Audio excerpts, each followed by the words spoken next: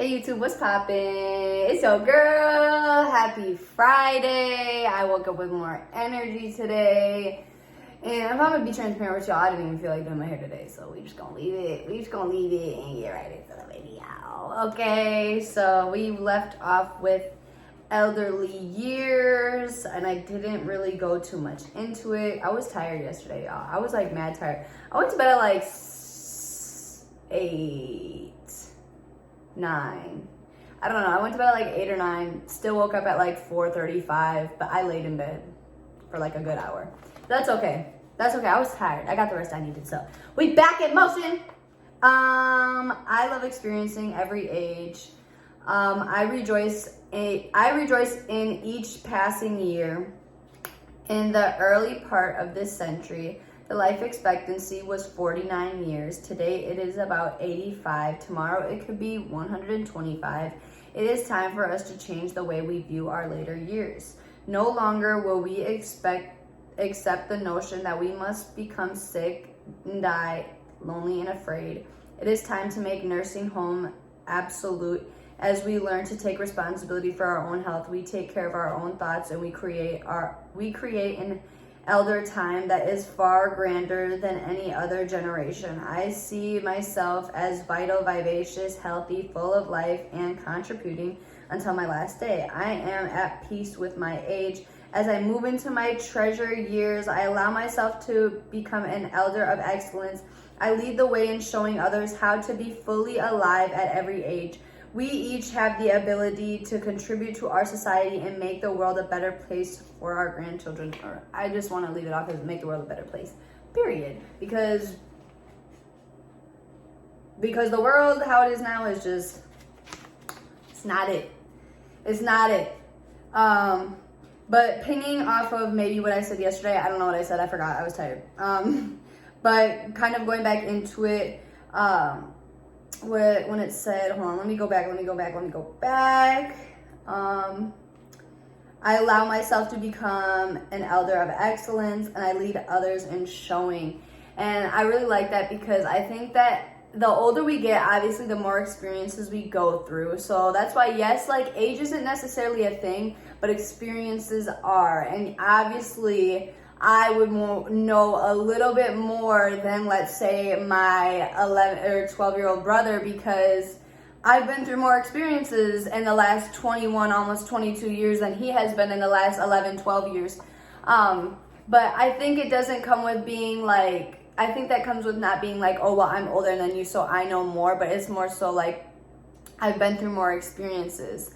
I also really like this. I always say I really like I just don't know how to like move on to like the next part, what I'm saying. But like what I also wanted to say pinging off of this is, I don't want to go back and reread, but we take control of our thoughts and we create another time that is far grander than our generation.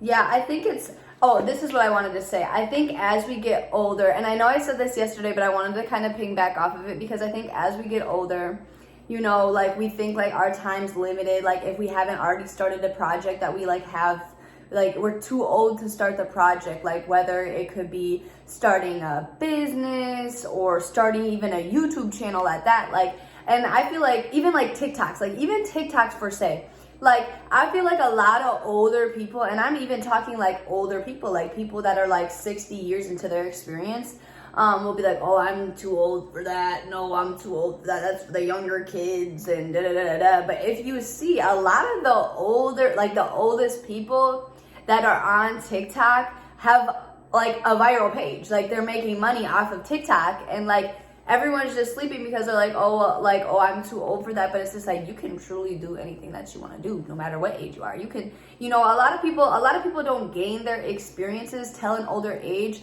because they were stuck in cycles as they were younger. I can say I wanted to do so much more at 18, 19 years old, but I I got stuck in some cycles when I was 15 and 16 years old that caused me to not get the experience that I needed to get for a few years. The experience I could have taken, and I could have like got the experience I needed and the knowledge and the lessons that I needed after a year, but instead I kind of waited and I sat in a cycle, which is okay because we're not all the same. We all have to go through experiences and learning experiences, and it takes us all a different amount of time. But like, it doesn't matter, because as long as you always regroup to your plans, your goals, like you can literally do anything. It doesn't matter how old you are. Like I was saying yesterday, I was like, sometimes I feel like, I thought I was gonna be so much further at 21, but it's like, I can't really have that expectation for myself. Like, I'm still doing what I need to do, no matter my age, because age is just a number. It's really your experience that matters. But we gonna keep going. Ooh, I wanna know what we're gonna get today. We already got this one. Why does it want me? Did we get this one? Responsibility. Yeah, we did. We already had this one. Oh my god. We already had that one. It's in my first video. If you guys want to see me talk about responsibility, discipline, that's like my very first video I posted like on Monday. It was the motivational Monday one. Resentment. Okay. I release and I forgive. Oh, I'll show y'all. I think I'd be forgetting to show y'all. I release the need to dwell in resentment. Babies express their anger freely. As we grow up, we learn to stuff our anger and it turns into resentment. It lodges in our body, eating away at us. In years past, like many people, I used to live in a prison of righteous resentment. I felt I had the right to be angry because all of the things they did to me. It took me a long time to learn that holding on to bitterness and resentment did me more harm than the original incident. When I refused to forgive, I was the person who was hurting. The door to my heart was sealed and I could not love. I learned that forgiveness did not mean that I condone another person's negative behavior. Releasing my resentment let me out of a prison. The door to my heart opened and I found that I was free. I forgive, I let myself go, and I fly freely. Okay, I like this one. And I'm gonna ping this one specifically off of self-love, because although a lot of people hold resentment when it comes to relationships, I feel like, and that goes for, significant other relationships, family relationships, friendships. I feel like, yes, that affects those relationships, but the most important relationship that it affects is the relationship that you have with yourself. When you hold resentment from incidents or even childhood trauma, past thing that's happened, and you don't work through them, you only hold yourself back from being fully able to love yourself. And when you cannot fully love yourself, you will never find anyone to love you the way that you want to be loved. And you can't hold that expectation for people when you don't even hold that expectation for yourself. I like when it said, when I refused to forgive, I was the person who was hurting. The door to my heart was sealed and I could not love. Like you no matter how hard you try to be happy, or when you do have happy times, or you have a good night out, or this or that, like you still hold on to those things, and you end up subconsciously or consciously taking that out on other people. You wonder why you're so irritable at the grocery store when you're standing in line, or you wonder why you snapped out at somebody while they parked in your parking spot and it really wasn't that serious, and then you reflect on it later that night and you're like, dang, like I didn't really need to do all that, like I wonder why I did all that. It's because you're holding resentment from past incidents, from past relationships, from past people, and you need to learn to let that go. And I think that goes along with even resentment with I would say like grief, or why did this happen to me? I think a lot of times something happens, or something will happen to somebody, and somebody automatically is like, well, why did that happen to me? Like I didn't deserve that, or they didn't deserve that. And like that also is another form of resentment, and that's not good either. I think the best way to get past resentment is really working on yourself And to work on yourself is, and I just was saying this the other day, and I don't really know who I was saying it to. Maybe it was a video. But to really work on yourself, you have to really dig deep. You have to get in deep, dark places. Like, I think a lot of people glorify self-love, or the self-love journey, I should say, a spiritual journey, just the journey in general. And it is probably one of the hardest things, because even on days where you wake up and you don't want to move, or you don't want to get out of bed, or you just want to cry all day, or you're mad at the world, you have to hold yourself accountable, and you have to, you know what I'm saying, be your own motivation, be your own push. You have to be there for yourself. You have to clap for yourself when other people aren't clapping for you. And like, it's definitely not the easiest process, but once you get yourself in the habit of doing something, no matter if you're having a hard day or a good day or an off day or you know what I'm saying, an amazing day, you're able to really like you're really able to recognize what you're feeling. And like, once you recognize what you're feeling and you let yourself go through the motions of feeling your feelings and your emotions, you're able to express yourself freely, and you're able to be free in your heart. You're able to be free with your emotions. You're able to express yourself freely. And I want to just ping off that personal experience. I think that's more so why I went off of YouTube for so long, because, you know, like, I can say, like, this self-love journey I've been working on for years, since I was a teenager, like younger teenager too. And like, it's like I said, it's not always a glorified process. It's not.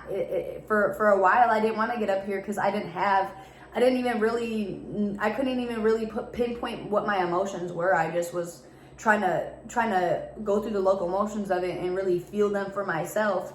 And then once I was able to feel them for myself and recognize them, and able to push myself past that, clap for myself, motivate myself, it made me able to freely express myself. That's why I'm so easily able to freely come on here. I don't edit my videos. These are raw videos every morning, guys. Like, I just get up here, I open to a random page. I don't even know what I'm talking about for the day. I just open to a random page, and I'm able to express myself and my conversations freely. Yes, sometimes maybe I go over here with the conversation ends up going over here, but I'm able to always bring myself back, because I can express myself freely. I know my emotions. I know where I'm going. Like, I think it's a good feeling when you're able to really, like, you know, love yourself. And I'm not saying, oh, I am 110% fully love myself. No, I mean, I love myself, but like, you know, it's still a process. It's still a journey. But I challenge y'all to, you know, and I did tell someone this yesterday, I challenge you to really feel your feelings on something. I challenge you to, you know, try to write them down, even if it's just a one sentence, like, this made me feel hurt. You ain't gotta write anything more than that. Just, you know, write it down. Like look at yourself, not like yourself, but look at your feelings. You know, really feel those feelings. And it's, you know, it's a process, but you'll soon realize that, like, there's no need to hold grudges or resentment towards anyone or anything or yourself, because it's not hurting anyone else. It's not gonna hurt anyone else more than it hurts you at the end of the day. So I'm gonna get off here. This was a nice little video. I do like this. I'm gonna get back into resentment tomorrow morning, so y'all can tune in. Just a reminder, y'all, that I am hosting a book club on Tuesday, this upcoming Tuesday. I wish I knew the day. I need to get the specific date for it, but this upcoming Tuesday. I'm gonna kind of just, you know, I don't really know what I'm doing with it. It's just kind of up in the air. Like, I'm just being free with it, being, you know, completely transparent with it. So if you guys want to, you know, message me on Instagram, Snapchat, TikTok, I'll have them all in my description. Leave a comment and I can get in touch with you, and I'll let you know, a little bit more details. I'm gonna go around on Sunday, and I'm gonna give everyone a reminder. Monday, I'm gonna give everyone the link, and then Tuesday, I'm gonna give everyone the link again, the password, and a reminder for it. And hopefully, hopefully my goal is to get 10 people there, including me. So that's just 9 other people, just 9 other people to start. But I do want to go through the book called The Secret. That's the first book that I ever read, and I think it's like a good book to just start off with before we really get into reading. It's a shorter book. It's like 200 pages, but it's like a small book. Like, it's not like a big book with like paragraphs and paragraphs. Like, it's a smaller book. We'll be able to get through it within like 4 weeks, I think. I think 4 weeks, and that's just doing one class, one Zoom call a week. So if you guys want to tune into that, if y'all want to tune into that, leave a comment or message me, get in touch with me, whatever. But that's it for the day, and I'm gonna let y'all go. Happy Friday. Make it a good day. Make it a good night. Whatever y'all do, be safe. And I'm sending y'all love.